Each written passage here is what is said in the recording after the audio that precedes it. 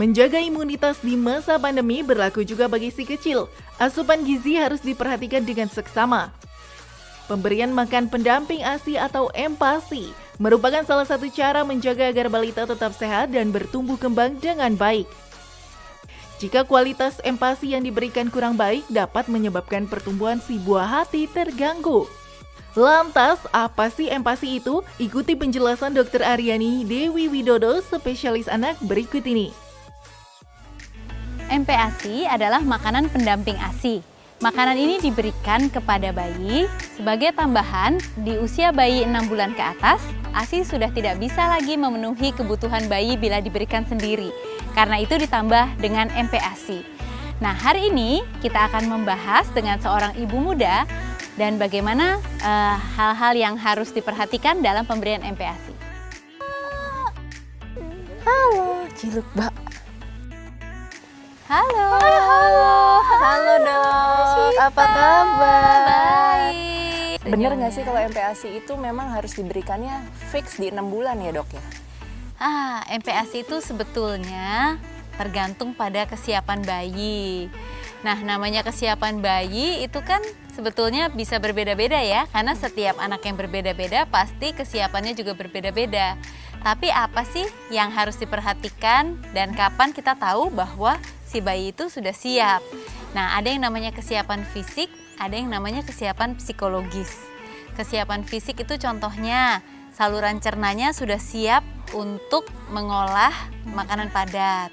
Kemudian bayi pada saat didudukkan sudah bisa menahan kepalanya tetap tegak. Karena kan tidak mungkin ya makan sambil begini. Kemudian kesiapan psikologis itu contohnya apabila seorang bayi itu udah tampak tertarik. Kita sudah tampak tertarik kalau diberikan makan, maka mulai diberikan makan ya. Dan kemudian bayi juga sudah harus bisa memberikan cues atau tanda-tanda bahwa dirinya kenyang. Kalau sudah ada hal-hal itu, maka kita boleh mulai memberikan MPASI. Oh, pas banget nih dok, karena anak saya ini melihat saya makan tuh bawaannya pengen ngambil makanannya, pengen cobain. Berarti itu memang salah satu tanda-tanda kesiapan fisik ya? Artinya dia memang sudah tertarik gitu ya. Oke. Nah berikutnya nih dok, kalau sudah tahu sudah siap, berarti kan kita juga harus mempersiapkan menu yang memang cocok ya dok ya? Betul. Apa sih dok menu yang cocok untuk MPASI? Buah-buahan saja atau buah dan sayur saja gitu? Nah, untuk memulai MPASI kita kan harus melihat beberapa hal.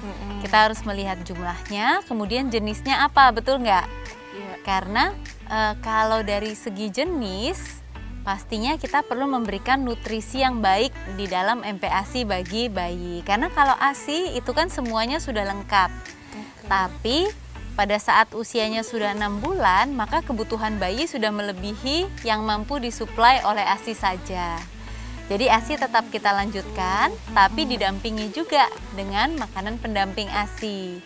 Nah, makanan pendamping ASI itu kita perlu lengkapi berupa makronutrien dan mikronutrien yang lengkap.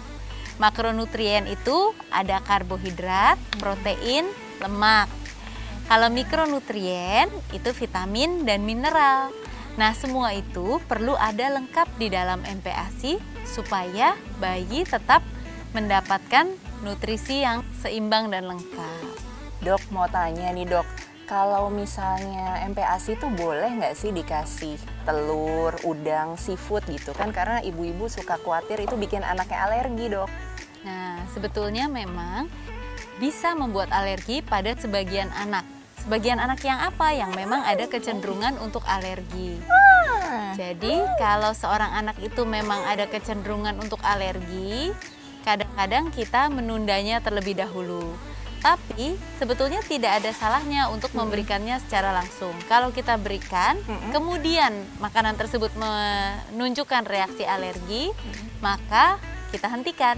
Dan nanti akan kita perkenalkan lagi di atas usia 1 tahun. Tapi apabila bahan makanan tersebut tidak menimbulkan alergi pada anak, maka boleh dilanjutkan.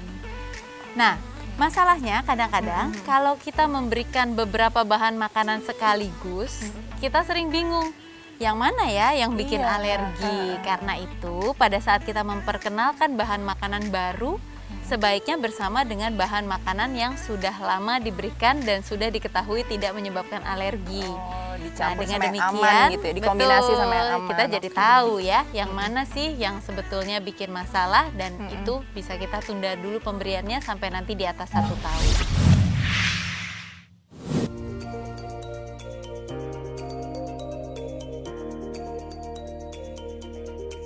Beraneka ragam fakta dan mitos beredar di masyarakat tentang menu empasi bagi si buah hati. Salah satunya adalah balita tidak boleh mengonsumsi makanan instan. Padahal makanan instan untuk balita praktis untuk ibu yang sibuk. Benarkah? Itu adalah mitos, tapi tergantung instannya itu apa. Karena makanan bayi ada yang namanya bubur fortifikasi. Bubur fortifikasi adalah bubur yang sudah dibuat secara hati-hati dengan mematuhi kodeks dari WHO, yaitu peraturan pembuatan makanan bayi dari WHO. Karena itu, di dalam makanan tersebut sudah diberikan tambahan mikronutrien, yaitu vitamin dan mineral yang cukup, sehingga dengan mengkonsumsi sedikit volume MPASI, maka bayi juga sudah mendapatkan cukup vitamin dan mineral.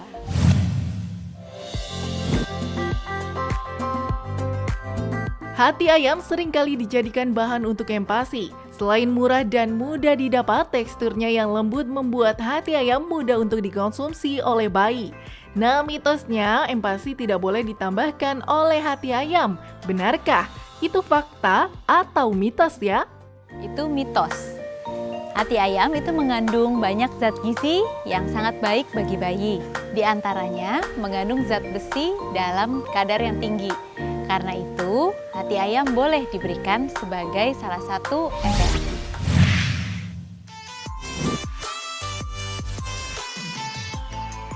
Sejak dulu madu dipercaya memiliki beragam manfaat bagi kesehatan tubuh. Lantas, bagaimana dengan konsumsi madu pada balita? Mitosnya madu baik dikonsumsi untuk kesehatan balita.